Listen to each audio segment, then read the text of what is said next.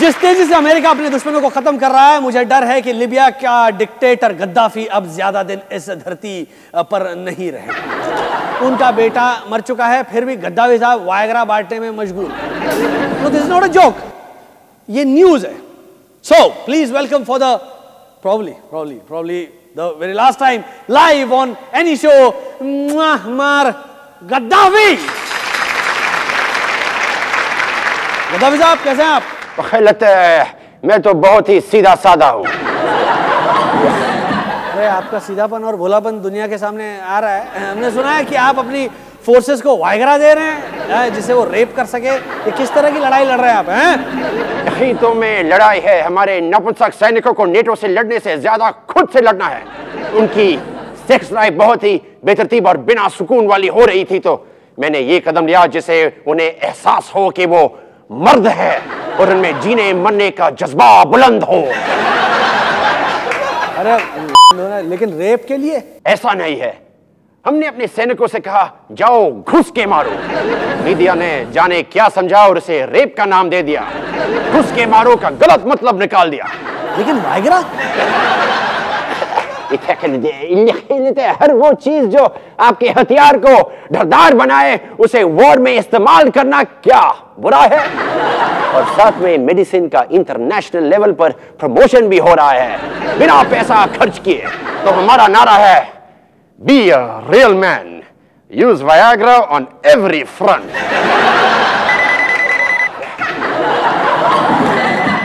कौन फोन करता है? Miss call.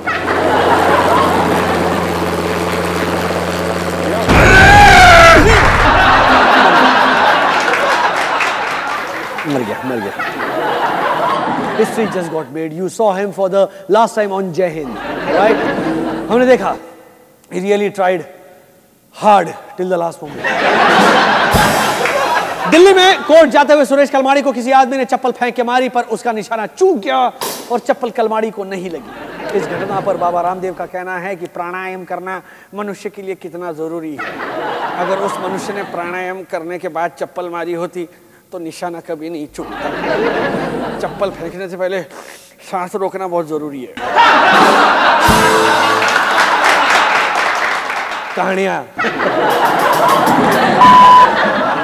BJP Suresh Kalmadi के जेल जाने से संतुष्ट नहीं है और चाहती है कि सीबीआई दिल्ली की चीफ मिनिस्टर शीला दीक्षित पर भी चप्पल फेंक कार्रवाई करे। पर शीला दीक्षित का कहना है कि कॉमनवेल्थ गेम्स के दौरान इशू किए गए टेंडर से उनका कोई लेना देना नहीं है और इसलिए वो चप्पल खाना बिल्कुल भी डिजर्व नहीं करती। वैसे हम पहले से ही जानते हैं कि सीबीआई शीला जी को क्लीन चिट देगी और उन पर कोई चप्पल नहीं फेंकी जाएगी।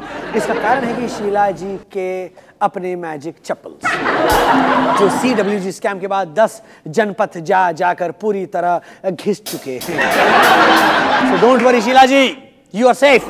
You see, जैसे अलादीन को चिराग घिसना पड़ता था जिन के लिए, वैसे ही कांग्रेस वालों को चप्पल घिसने पड़ते हैं 10 जनपथ के बाहर मैडम जिन के लिए। और शीला जी, अगर फिर भी आपका डर नहीं जाए तो हम आपको एक टोटका बताते हैं। आप अपने घर के बाहर एक चप्पल टांग, सीबीआई की बुरी नजर आप पर नहीं पड़ेगी और अगर पड़ी तो उनका मुंह काला हो जाएगा, क्योंकि बुरी नजर वाले तेरा मुंह काला। शायद यही कारण है कि प्रिंस विलियम और केट की शादी में ओबामा को नहीं बुलाया।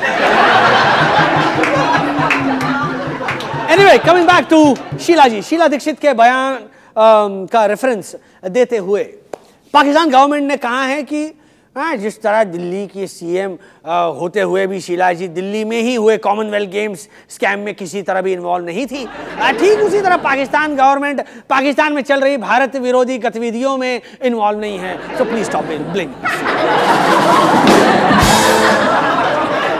पाकिस्तान से याद आया कि अमेरिका से एक न्यूज लीक हुई कि हमारे prime minister Manmohan Singh ji general Kayani से कोई सीक्रेट बातचीत कर रहे थे। मनमोहन सिंह जी ने इस बात का खंडन किया है और कहा है कि उनकी आवाज ही ऐसी है कि वो कुछ भी बोले तो लगता है सीक्रेट बता रहे हैं।